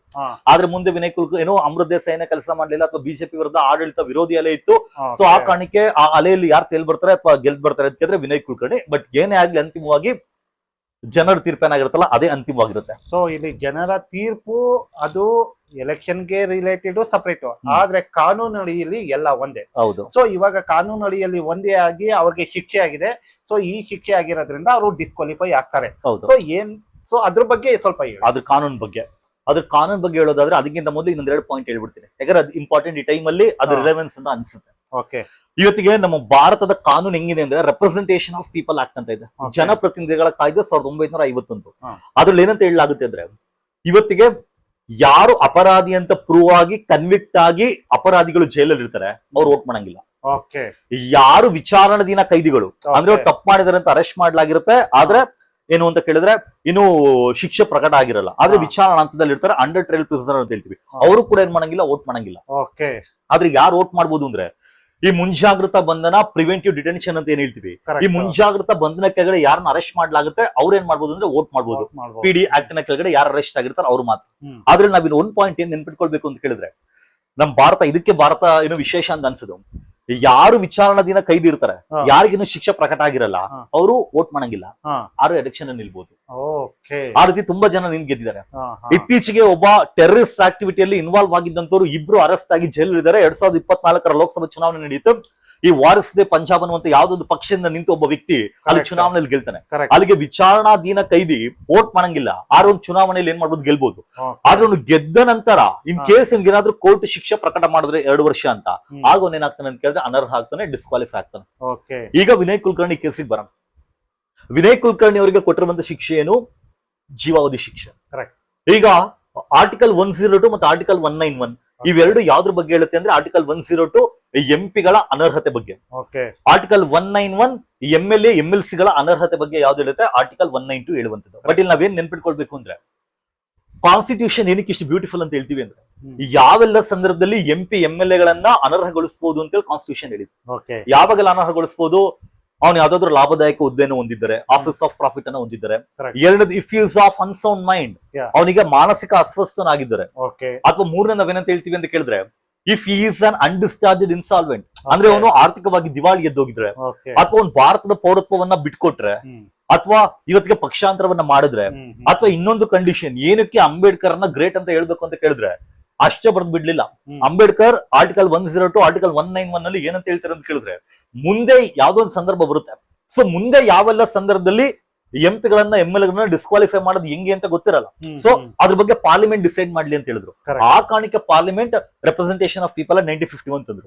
ಈಗ ರೆಪ್ರೆಸೆಂಟೇಷನ್ ಆಫ್ ಪೀಪಲ್ ಆಕ್ಟ್ 1951 ಜನಪ್ರತಿನಿಧಿಗಳ ಕಾಯ್ದೆ 1951 ಪ್ರಕಾರ ಇನ್ನು ಬೇರೆ ಬೇರೆ ಸಂದರ್ಭದಲ್ಲಿ ಯಾವ್ದು ಜಾತಿಯನ್ನ ಆಧರಿಸಿ, ಈಗ SC/ST ಆಕ್ಟ್ ಕೆಳಗಡೆ ಅನ್ಟಚಬಲ್ ಅಂತ ಏನೆಲ್ಲ ಟ್ರೀಟ್ ಮಾಡಿದ್ರೆ, ಅಥವಾ ಧರ್ಮವನ್ನ ಆಧರಿಸಿ 2 ಧರ್ಮಗಳ ನಡುವೆ ಎತ್ತು ಕಟ್ಟಿದ್ರೆ, ಅಥವಾ ಈ ಎಲೆಕ್ಷನ್ ಅಲ್ಲಿ ಇಷ್ಟೇ ದುಡ್ಡು ಖರ್ಚು ಮಾಡ್ಬೇಕು ಅಂತ ಇರುತ್ತೆ, ಎಲೆಕ್ಷನ್ ಎಕ್ಸ್ಪೆನ್ಸಸ್ ಅಂತ ಹೇಳ್ತೀವಿ, ಅದ್ರ ಬಗ್ಗೆ ಕರೆಕ್ಟ್ ಡೀಟೇಲ್ ಕೊಡ್ಲಿಲ್ಲ ಅಂತ ಈ ತರ ಎಷ್ಟೋ ಕಂಡೀಷನ್ ಏನ್ ಮಾಡ್ಬೋದು, ಡಿಸ್ಕ್ವಾಲಿಫೈ. ಹೌದು, ಡಿಸ್ಕ್ವಾಲಿಫೈ ಮಾಡ್ಬೋದು. ಜಯಲಲಿತಾ ಅವರು ಕರಪ್ಷನ್. ಹೌದು. ಇನ್ನೊಂದು ಏನು ಅಂದ್ರೆ ಅದರಲ್ಲಿ ಯಾವ ವ್ಯಕ್ತಿಗೆ 2 ವರ್ಷ ಅಥವಾ 2ಕ್ಕಿಂತ ಹೆಚ್ಚಿನ ವರ್ಷಕ್ಕೆ ಶಿಕ್ಷೆ ಆಗುತ್ತೆ ಆ ವ್ಯಕ್ತಿ ಆಟೋಮೆಟಿಕಲಿ ಡಿಸ್ಕ್ವಾಲಿಫೈ ಆಗ್ತಾನೆ. ಬಟ್ ಕಾನೂನಲ್ಲಿ ಆಟೋಮೆಟಿಕಲಿ ಅಂತ ಬರ್ದಿಲ್ಲ. ಇಲ್ಲೊಂದು ಕ್ಯೂರಿಯಾಸಿಟಿ, ಇಲ್ಲೊಂದು ಪಾಯಿಂಟ್ ತಿಳ್ಕೊಳ್ಬೇಕು. ಅಲ್ಲಿ ಏನಂತ ಹೇಳಲಾಗಿತ್ತು, 2 ವರ್ಷ ಅಥವಾ 2 ವರ್ಷಕ್ಕಿಂತ ಹೆಚ್ಚಿನ ಅವಧಿಗೆ ಯಾರು ಶಿಕ್ಷೆ ಆಗುತ್ತೆ ಆ ವ್ಯಕ್ತಿ ಡಿಸ್ಕ್ವಾಲಿಫೈ ಆಗ್ತಾನೆ. ಆದ್ರೆ ಶಿಕ್ಷೆ ಆಗಿದ ತಕ್ಷಣ ಒರಿಜಿನಲ್ ಕಾನೂನು ನಾನು ಹೇಳ್ತಿರೋದು ಇದನ್ನ ರೆಪ್ರೆಸೆಂಟೇಷನ್ ಆಫ್ ಪೀಪಲ್ ಅಟ್ 1951 ಅಲ್ಲಿ ಸೆಕ್ಷನ್ 8 ಸಬ್ಸೆಕ್ಷನ್ 4 ಏನಂತ ಹೇಳುತ್ತೆ ಅಂತ ಕೇಳಿದ್ರೆ ಯಾರಿಗೆ 2 ವರ್ಷ ಅಥವಾ ಅದಕ್ಕಿಂತ ಹೆಚ್ಚಿನ ಅವಧಿಗೆ ಶಿಕ್ಷೆ ಆಗುತ್ತೆ ಆ ವ್ಯಕ್ತಿಗೆ 3 ತಿಂಗಳ ಅವಧಿ ಟೈಮ್ ಇರುತ್ತೆ. ಅದು ಆಟೋಮೆಟಿಕಲ್ ಜಾರಿಗೆ ಬರಲ್ಲ. ಒರಿಜಿನಲ್ ಕಾನೂನು ಪ್ರಕಾರ 3 ತಿಂಗಳು ಟೈಮ್ ಇರುತ್ತೆ. ಆ 3 ತಿಂಗಳ ಅವಧಿಯಲ್ಲಿ ಅವನು ಅದನ್ನ ಚಾಲೆಂಜ್ ಮಾಡಿ ಯಾರಿಗೆ ಶಿಕ್ಷೆ ಆಗುತ್ತಲ್ಲ ಅವನು ಅದನ್ನ ಚಾಲೆಂಜ್ ಮಾಡಿ ಹೈಯರ್ ಕೋರ್ಟಿಗೆ ಹೋದಾಗ ಹೈಯರ್ ಕೋರ್ಟ್ ಕೇಸನ್ನ ಅಕ್ಸೆಪ್ಟ್ ಮಾಡಿದ ತಕ್ಷಣ ಲೋಯರ್ ಕೋರ್ಟ್ ಕೊಟ್ಟಂತ ತೀರ್ಪು ಅಲ್ಲಿಗೆ ಸ್ಟೇ ಸಿಕ್ತಂಗ ಆಗುತ್ತೆ. ಈಗ ಮತ್ತೆ ಅವ್ನು ಕಂಟಿನ್ಯೂ ಆಗೋನು. ಅಲ್ಲಿಗೆ ಕ್ರಿಮಿನಲ್ ಗಳಿಂದ ಮುಕ್ತಗೊಳಿಸಬೇಕು ಪಾಲಿಟಿಕ್ಸ್ ಅಂತೇಳಿ ಪ್ರಯತ್ನ ಪಡ್ಲಾಗ್ತಿತ್ತು. ಇಲ್ಲಿ 3 ತಿಂಗಳು ಟೈಮ್ ಇರೋದು, ಅವ್ರ ಹತ್ರ ದುಡ್ಡು ಇರುತ್ತೆ, ಬೇಗ ಹೋಗ್ತಾರೆ ಕೋರ್ಟಿಗೆ, ಸ್ಟೇ ತಗೊಳ್ತಾರೆ. ಸೊ ಮತ್ತೆ ಕಂಟಿನ್ಯೂ ಆಗ್ತಿತ್ತು. ಆ ಕಾರಣಕ್ಕೆ ಲಿಲಿ ಥಾಮಸ್ ಅನ್ನುವಂತ ಒಬ್ರು ಏನೋ ಲಾಯರ್ ಹಾ. ಅವ್ರದನ್ನ ಚಾಲೆಂಜ್ ಮಾಡ್ತಾರೆ. ಸ್ಟಾರ್ಟಿಂಗ್ ಸುಪ್ರೀಂ ಕೋರ್ಟ್ ಅದನ್ನ ಅಕ್ಸೆಪ್ಟ್ ಮಾಡಲಿಲ್ಲ. ಆದ್ರೆ 2013 ಸುಪ್ರೀಂ ಕೋರ್ಟ್ ಅದನ್ನ ಅಕ್ಸೆಪ್ಟ್ ಮಾಡುತ್ತೆ. 2013 ಅಲ್ಲಿ ಲಿಲ್ಲಿ ಥಾಮಸ್ ಕೇಸ್ ಅಲ್ಲಿ ಸುಪ್ರೀಂ ಕೋರ್ಟ್ ಜಡ್ಜ್ಮೆಂಟ್ ಕೊಡುತ್ತೆ. ಆ ಜಡ್ಜ್ಮೆಂಟ್ ಅಲ್ಲಿ ಸುಪ್ರೀಂ ಕೋರ್ಟ್ ಅಂತ ಹೇಳುತ್ತೆ, ಇನ್ ಮುಂದೆ ಯಾರಿಗೆ 2 ವರ್ಷ ಅಥವಾ ಅದಕ್ಕಿಂತ ಹೆಚ್ಚಿನ ಅವಧಿಗೆ ಶಿಕ್ಷೆಗೆ ಒಳಗಾಗ್ತಾರೆ ಅವ್ರು ಆಟೋಮೆಟಿಕಲಿ ಡಿಸ್ಕ್ವಾಲಿಫೈ ಆಗ್ತಾರೆ ಅಂತ. ಇತ್ತೀಚೆಗೆ ನಾವು ನೋಡಿರ್ಬೋದು, ರಾಹುಲ್ ಗಾಂಧಿ ಈ ಮಾನಹಾನಿ ಪ್ರಕರಣದಲ್ಲಿ ಈ ಕಳ್ಳರೆಲ್ಲ ನಿಮ್ಗಳೆಲ್ಲ ಮೋದಿ ಹೆಸರಿದೆ ಅಂತ ಹೇಳಿ 2019 ಅಲ್ಲಿ ಏನು ಪ್ರಚಾರ ಮಾಡ್ಬೇಕಾದ್ರೆ ಕೋಲಾರೆಲ್ಲ ಭಾಷಣವನ್ನ ಮಾಡ್ತಾರೆ. ಆಗ ರಾಹುಲ್ ಗಾಂಧಿಗೆ ಸೂರತ್ತಿನ ಡಿಸ್ಟ್ರಿಕ್ಟ್ ಕೋರ್ಟ್ ಏನ್ ಕೊಡುತ್ತೆ, 2 ವರ್ಷಗಳ ಶಿಕ್ಷೆ ಕೊಡುತ್ತೆ. ಆಗ ಆಟೋಮೆಟಿಕ್ ಡಿಸ್ಕ್ವಾಲಿಫೈ ಆಗ್ತಾರೆ Rahul Gandhi. But Rahul Gandhi case different. ಆದ್ರೆ ಒಂದೇನ್ ನೆನ್ಪಿಟ್ಕೊಳ್ಬೇಕು ಅಂದ್ರೆ 2013 ಯಾವಾಗ ಈ ಕಾನೂನು ಮಾಡ್ಲಾಯ್ತು, ಆಗ ಅದನ್ನ ಚೇಂಜ್ ಮಾಡುವಂತ ಅಧಿಕಾರ ಅಂದ್ರೆ ಸುಪ್ರೀಂ ಕೋರ್ಟ್ ಯಾವಾಗ ತೀರ್ಪು ಕೊಡುತ್ತೆ ಆಗ ಕಾನೂನು ಚೇಂಜ್ ಮಾಡುವಂತ ಅಧಿಕಾರ ಪಾರ್ಲಿಮೆಂಟ್ ಅಧಿಕಾರ ಇತ್ತು. ಆಗ ಅವತ್ತಿಗೆ ರಾಹುಲ್ ಗಾಂಧಿ ಇಲ್ಲ, ಯಾವುದೇ ಕಾರಣಕ್ಕೂ ಕೂಡ ಪೊಲಿಟಿಕ್ಸ್ ಅಲ್ಲಿ ಕ್ರಿಮಿನಲ್ ಗಳು ಇರಬಾರ್ದು, ನಾನು ಈ ಜಡ್ಮೆಂಟ್ ಅನ್ನ ಚೇಂಜ್ ಮಾಡೋದಿಲ್ಲ ಅಂತ ಹೇಳಿದ್ದು. ಆದ್ರೆ ಮುಂದೆ ಎಷ್ಟೋ ವರ್ಷ ಆದ್ಮೇಲೆ ಅದೇ 2 ವರ್ಷ ಶಿಕ್ಷೆ ಯಾರಿಗಾಗುತ್ತೆ ಅಂತ ಕೇಳಿದ್ರೆ ರಾಹುಲ್ ಗಾಂಧಿಗೆ. So Rahul Gandhi automatically disqualify ಆಗ್ತಾರೆ. ಅದಾದ್ಮೇಲೆ ಚಾಲೆಂಜ್ ಮಾಡಿ ಕೋರ್ಟಿಗೆ ಹೋದಾಗ ಕೋರ್ಟ್ ಬೇಕು ಅಂದ್ರೆ ಸ್ಟೇ ಕೊಡ್ಬೋದು. ಬಟ್ 2 ವರ್ಷ ಶಿಕ್ಷೆ ಅನೌನ್ಸ್ ಆಗಿದ ತಕ್ಷಣ ಏನಾದಂಗೆ ಡಿಸ್ಕ್ವಾಲಿಫೈ ಆದಂತೆ. ಅದಾದ್ಮೇಲೆ ಹೈಯರ್ ಕೋರ್ಟಿಗೆ ಹೋದಾಗ ಹೈಯರ್ ಕೋರ್ಟ್ ಇಲ್ಲಪ್ಪ ಅದಕ್ಕೆ ಸ್ಟೇ ಕೊಡ್ತೇನೆ, ನೀನ್ ಕಂಟಿನ್ಯೂ ಆಗು ಅಂತ ಹೇಳ್ಬೋದು. ಆ ರೀತಿ ಕೋರ್ಟ್ ಹೇಳಿದ್ರೆ ಮಾತ್ರ ಅವ್ರೇನಾಗ್ತಾರೆ ಕಂಟಿನ್ಯೂ ಆಗುವಂತದ್ದು. ಈ ರೀತಿ ಕಾನೂನು ಇರುವಂತದ್ದು. ಸೊ ಆ ಕಾರಣಕ್ಕೆ ಜೀವಾವಧಿ ಶಿಕ್ಷೆಗೆ ಒಳಪಟ್ಟಿರೋದ್ರಿಂದ ಇವತ್ತಿಗೆ ಏನಾಗಿದೆ, ವಿನಯ್ ಕುಲಕರ್ಣಿ ಜೀವಾವಧಿ ಶಿಕ್ಷೆಗೆ ಒಳಗಾಗಿರೋದ್ರಿಂದ ಇನ್ನ ಅಂದ್ರೆ ನೆಕ್ಸ್ಟ್ ಹೈಯರ್ ಕೋರ್ಟಿಗೆ ಹೋದಾಗ ಹೈಯರ್ ಕೋರ್ಟ್ ಅಲ್ಲಿ ಇಲ್ಲಪ್ಪ ಸ್ಟೇ ಕೊಡಿ ಅಂತ ಹೇಳಿ ಕಂಟಿನ್ಯೂ ಮಾಡಿ ಅಂತ ಹೇಳ್ಬೋದು. ಏನಕ್ಕೆ ಲೋಯರ್ ಕೋರ್ಟಿಗೆ ಅದಿರ್ಲಿಲ್ಲ, ಕರೆಕ್ಟ್ ಆಗಿ ಏನೋ ಎನ್ಕ್ವೈರಿ ಮಾಡಿಲ್ಲ ಅಂತ ಏನೋ ಹೇಳ್ಬೋದು. ಮುಂದೆ ಏನಾಗುತ್ತೆ ಯಾರಿಗೂ ಗೊತ್ತಿಲ್ಲ. ಅದು ಹೈಯರ್ ಕೋರ್ಟ್ ಅಲ್ಲಿ ಏನ್ ಬೇಕಾದ್ರೂ ಆಗ್ಬೋದು. ಬಟ್ ಈ ಕ್ಷಣಕ್ಕೆ ಆ ವ್ಯಕ್ತಿ ಯಾವುದೇ ಕಾರಣಕ್ಕೆ ಏನ್ ಮಾಡಂಗಿಲ್ಲ, ಇನ್ ಮುಂದೆ MLA ಕಂಟಿನ್ಯೂ ಆಗಂಗಿಲ್ಲ. ಅಂಡ್ ಆ ವ್ಯಕ್ತಿ ರಿಲೀಸ್ ಆದ್ಮೇಲೆ 6 ವರ್ಷಗಳ ಕಾಲ ಕೂಡ ನಿಲ್ಲಂಗಿಲ್ಲ. ಬಟ್ ಆ ವ್ಯಕ್ತಿ ಕೊಟ್ಟಿರೋದೇ ಜೀವಾವಧಿ ಶಿಕ್ಷೆ. ಓಕೆ. ಸೊ ಈ ಕೇಸಿನ ಬಗ್ಗೆ ನಮ್ಮ ಜೊತೆ ಇಷ್ಟೊಂದೆಲ್ಲ ಡಿಸ್ಕಸ್ ಮಾಡಿ ನಮ್ಮ ವೀಕ್ಷಕರಿಗೆ ತುಂಬಾ ವಿಷಯಗಳನ್ನ ನೀವು ತಿಳಿಸಿದ್ದೀರಾ. ಸೊ ತಮಗೆ ಧನ್ಯವಾದಗಳು. ನಮಸ್ಕಾರ ವೀಕ್ಷಕರೇ, ಥ್ಯಾಂಕ್ ಯು. ಮುಂದಿನ ಎಪಿಸೋಡಲ್ಲಿ ಮತ್ತಷ್ಟು ವಿಷಯಗಳ ಬಗ್ಗೆ ಚರ್ಚೆ ಮಾಡೋಣ ತೇಜಸ್ ಅವ್ರ ಜೊತೆ. ನಮಸ್ಕಾರ.